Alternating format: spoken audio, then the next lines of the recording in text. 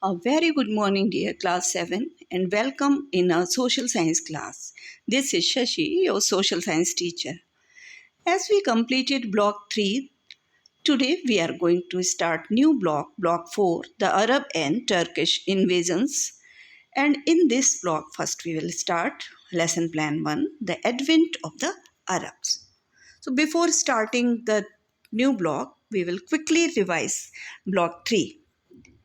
In block 3, we have learned about the advent of Islam, its major teachings and practices, and the changes it brought in the Middle East.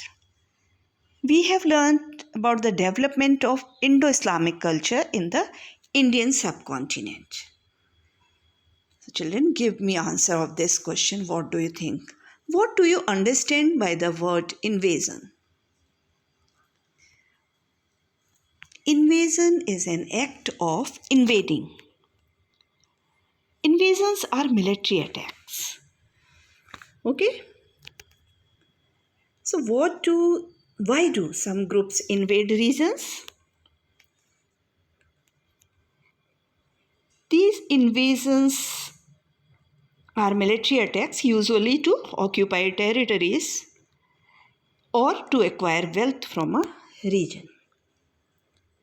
Our aim of today's learning is to know about the cause and effect of Muhammad bin Qasim's invasion.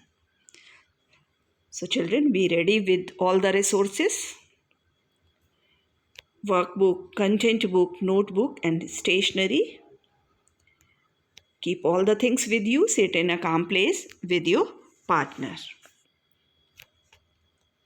So we will start this section with keywords. First word is invasions, an act of invading. Especially incursion of an army for conquest or plunder. In history, an invasion is the movement of an army into a region, usually in a hostile attack that's part of a war or conflict. Second word is pirate, who attacks and drops to the sea. Those who conduct acts of piracy are called pirate.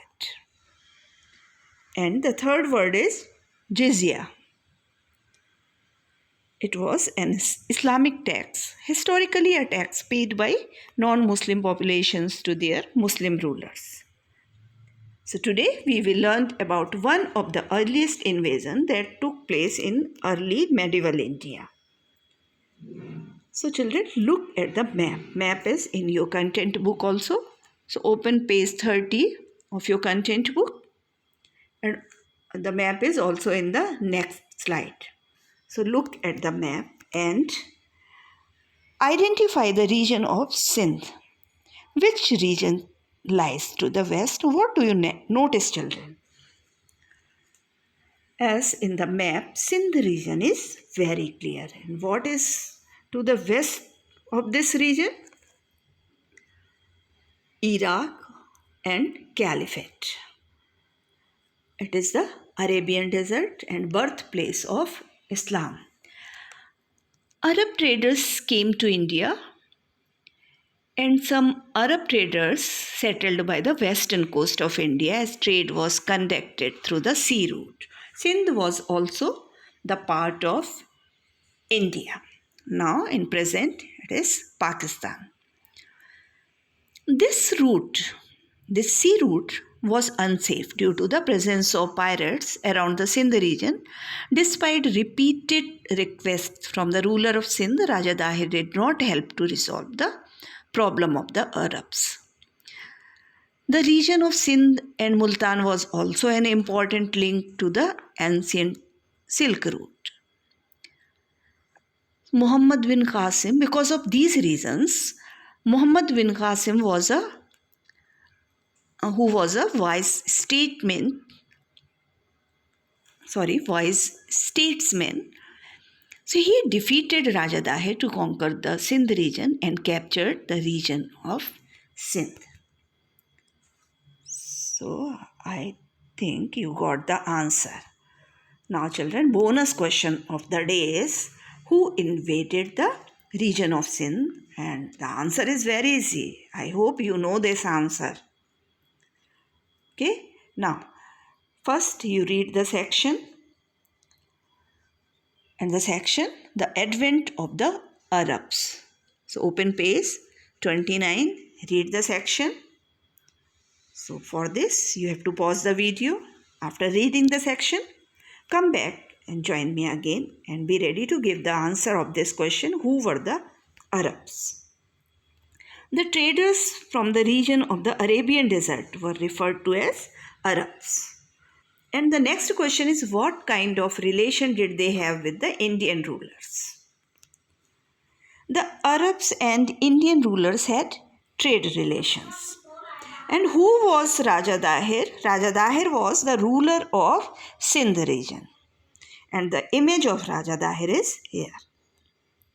And the next question is, who was Muhammad bin Qasim?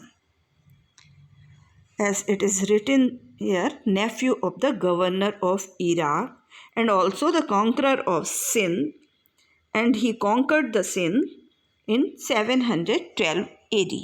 So Muhammad bin Qasim was the nephew of the governor of Iraq. And which regions did Muhammad bin Qasim capture? He captured the regions of Sindh, Raur, Uch, Daibal and Multan. Got the answer? Now children, why did Muhammad bin Qasim invade Sindh? What do you think? Why did he invade the Sindh? If you have read the section, you know the answer. Muhammad bin Qasim invaded the Sindh region on the order of his uncle since the Arabian ships had been attacked by the pirates of the Sindh region. And the ruler of Sindh, Raja Dahir, he was Raja Dahir, he did not do anything to help. The Arabs also wanted to open a link to the Silk Route through the Sindh region. How did he convince the people to accept the change? How did he convince? What do you think, children? Instead of forcing the rule on the people of Sindh, Muhammad bin Qasim sent messages to the people of Sindh asking them to accept his rule. And what changes did he bring about in the region he captured? Muhammad bin Qasim believed in basic human rights and did not force his religion on anyone. He treated Hindus and Buddhists equally and gave some of them important posts in his administration. Why was he unable to extend his empire any further? Muhammad bin Qasim could not expand beyond Sindh region since he met stiff resistance from the rulers of Gujarat. At that time, rulers of Gujarat were very powerful. Now this question may be hard to you. So read the section, think about this. Was Muhammad bin Qasim a man who thought ahead of his time? Why?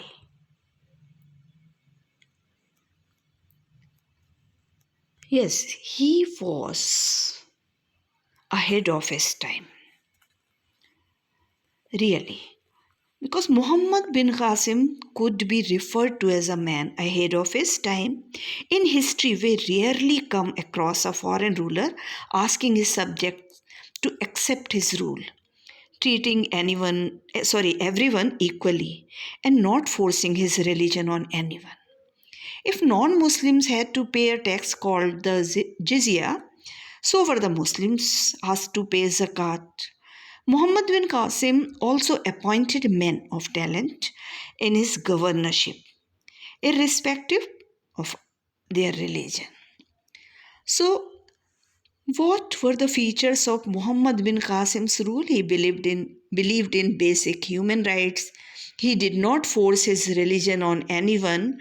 He treated everyone equally and gave important posts to Hindus and Buddhists. Because of these reasons, it is thought that Muhammad bin Qasim was ahead of his time. Okay, children, so what you have to do today? You have to finish S1 in the worksheet. It is a page of S1. Sorry. Then children, in the notebook, you have to give answers of practice question 1, 2 and 3. Write your answers in neat and clean handwriting with correct question numbers, with correct questions, and at the topic, write the topic name also. Okay children. So stay safe, stay home. Have a nice day. Bye bye and thank you children.